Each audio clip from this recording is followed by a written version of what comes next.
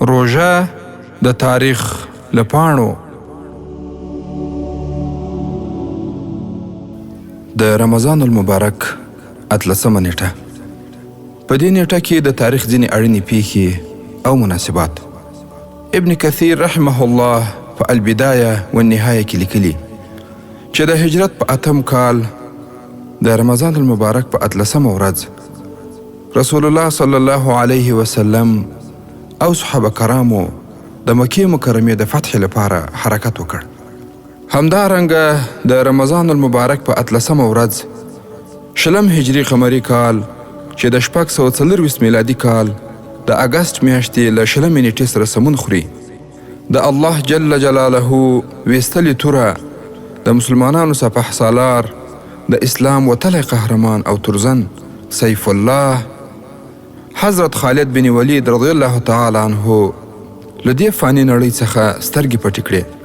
حضرت خالد بن ولید رضی الله تعالی عنه د نړۍ په حربي تاریخ کې تر ټولو ستر فاتح بلل کیږي. نوموړي د هغه وخت د دوو سترو امپراتوریو فارس او روم په شکست کې بنسټیز رول درلود.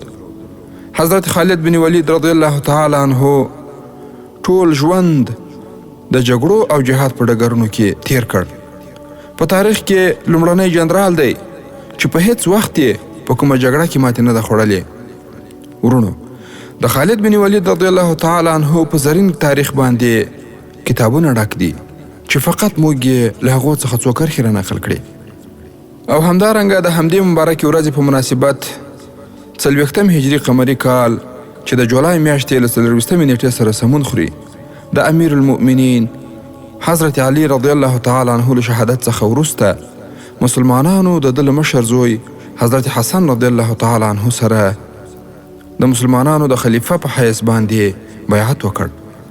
حضرت حسن رضی الله تعالی عنه له 6 میاشتې خلافت وروسته د مسلمانانو د یووالي او د مسلمانانو ترمنځ د وینې تویېدنې د مخنیوي په خاطر له خلافت څخه تیر شو او خلافت یې حضرت معاویه بن ابي سفیان رضی الله تعالی عنه ته وسپاره.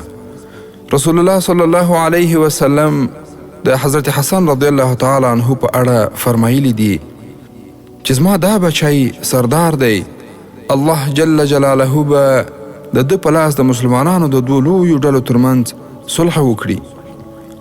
او په همدې ډول د روژې په 18مه ورځ 404 هجري قمري کال چې د 1001 میلادي کال سره سمون خوري، د اسلام ستر قهرمان یوسف بن تاشفین رحمت الله علیه وتوانیده چې د اندلس ټوټه ټوټه وجود سره راټول کړي او د دې هیواد مسلمانان سره متحد کړي.